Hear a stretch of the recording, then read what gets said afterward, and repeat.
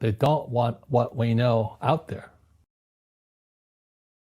I was on CNN calling the crash of 2008. I said, Lehman's going down. You can check it out. And we had Jean Chatzky, who represents Wall Street, the mutual funds and 401k guys. She goes, so. First of all, let's go back to what is financial education? It's not get a job, work hard, save money, and invest in a well-diversified portfolio of stocks, bonds, mutual funds, and ETFs. That's not it. The financial industry is two things: debt and taxes. Debt and taxes. And that's where fake starts. 1971, Nixon took the dollar off the gold standard, and the US dollar became debt. And we still tell kids to go to school, get a job, work hard, save money, and get out of debt. Now, who tells them to do that? That's the most ridiculous thing there is. Why would you save it and why would you work for it if they can print it faster than you can work for it? And number two is they keep dropping the interest rates on it. And I went to fly for the US Marine Corps in Vietnam. And the military education is different than academic education. We're taught to make mistakes. So every day I'd fly and we had to kill the engine on our aircraft and crash. We always practice crashing because one day, as you know, you will crash. And you did crash. And I did crash 3 times. But if I didn't practice that, I'd be dead. So what happens to the average person in a financial crash, they don't know what to do. And right now, as you know, for the middle class of the world, we're in a crash. The purchasing power of the yen, the euro, the rupiah, all going down. And people are working harder and harder and harder.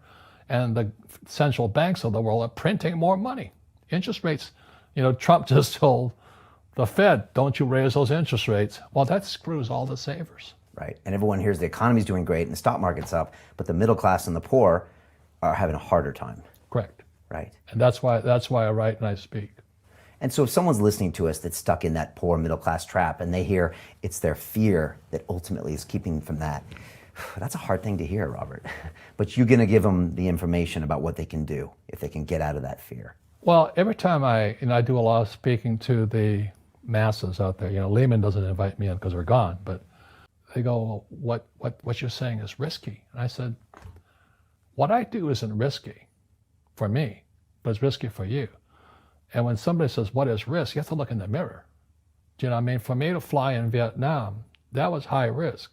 But the higher the risk, the more you have to study. So if you're not going to study, you're not going to practice and all that, then you should do what Wall Street tells you to do. Buy 401ks, mutual funds, ETFs and all that. But that's where they're fake assets because they only make Wall Street or the city of London rich. Just watch where the cash is flowing. Follow the money. Yeah. It's not making the poor middle class rich. All Wall Street in America has done is rip off the pensions because, pensions are the biggest pool of money in America. And states like Kentucky, New Jersey, Illinois, California, Hawaii are going bankrupt because Wall Street went in and just sucked all the cash out of their pensions. So the school teachers like my dad, the firefighters and police officers, they have no retirement now. And so that's why it's fake money, fake teachers, fake assets. They're the same system. So why do they take dollar off the gold standard? And what does this mean? What don't we know? So what that meant was in 781, they could print as much money as they wanted. So as the economy of the United States worsened, the trade deficit was going up, they could print and print and print and print. So that's why when you read fake, it says the people that are being screwed today are the poor and middle class because they work for money. The banker friends, they're not working for money. They have money working for them. Yep. Right. Very big difference in mentality here.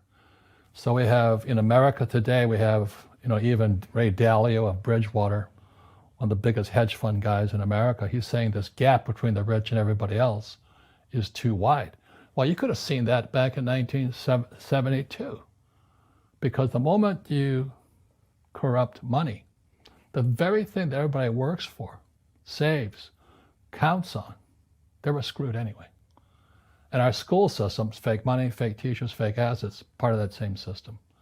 Government, education, Wall Street, or City of London. And in Paris today, they have the yellow jackets. Yeah, the What's protesters. going on in right? America today are red for ed. All these school teachers are putting on red T-shirts because they know they're being screwed.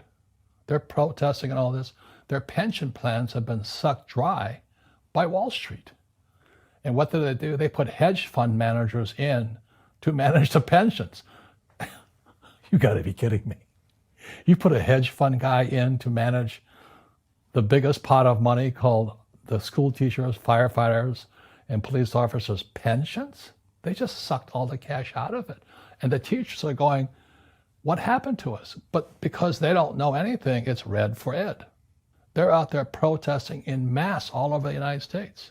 But you don't hear about it. They talk about the yellow jackets. They don't talk about red for ed. So this whole thing is coming apart right now.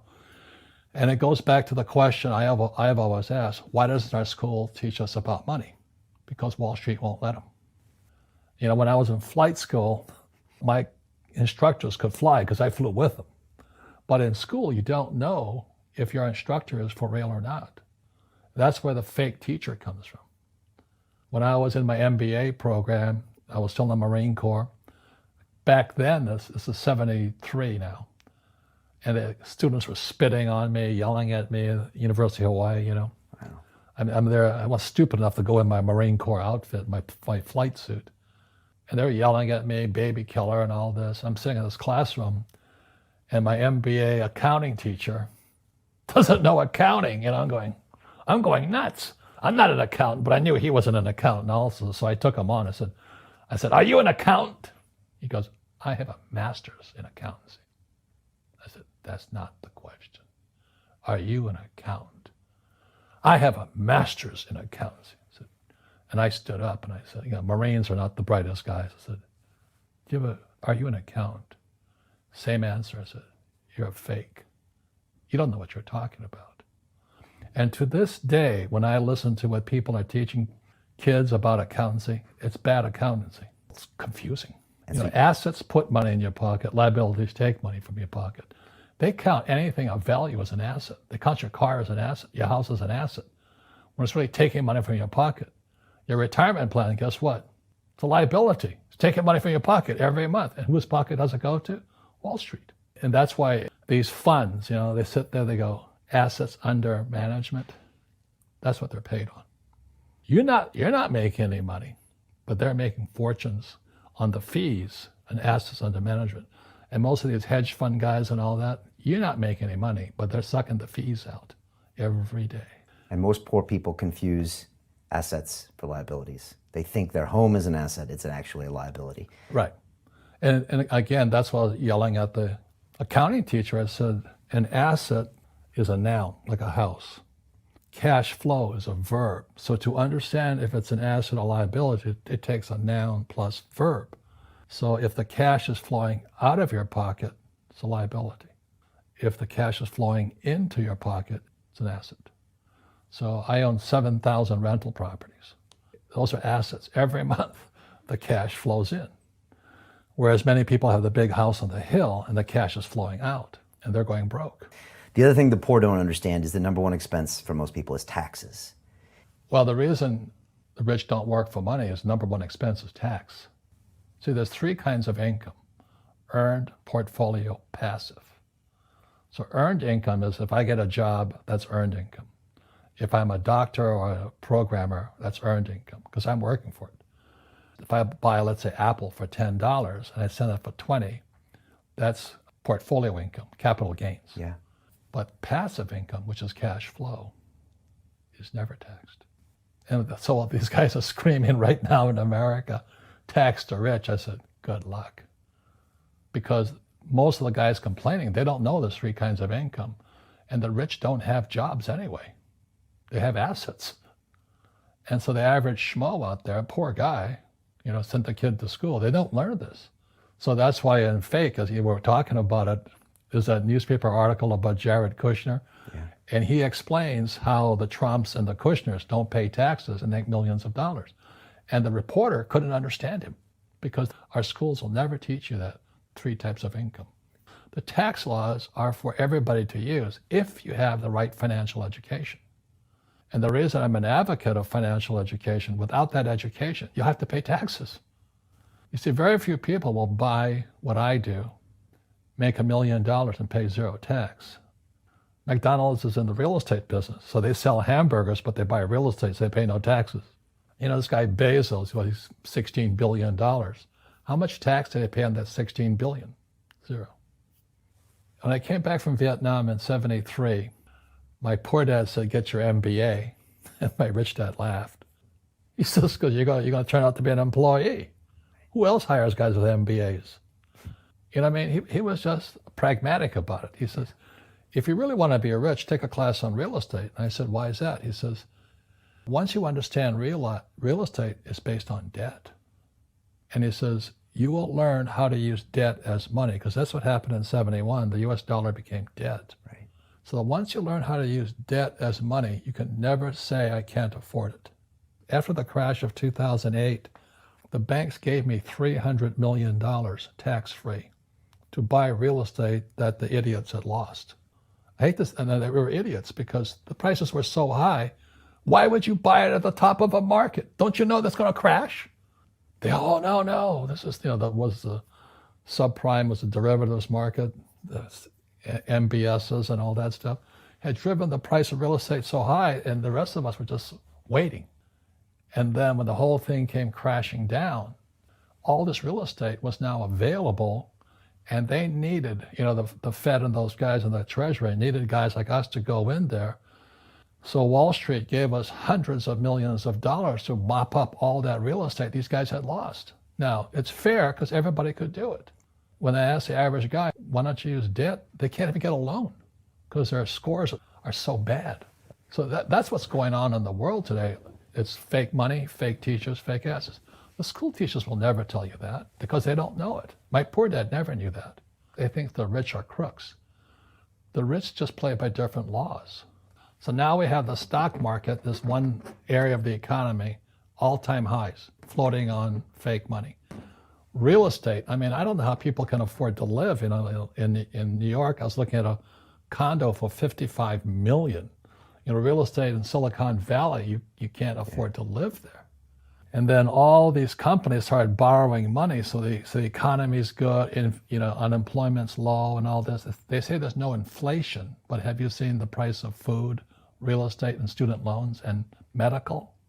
It's a bubble, So now what's going to happen is the baby boomers, my generation, are going to start to retire. There's no money there. Social Security is broke, pensions are broke, the students are broke.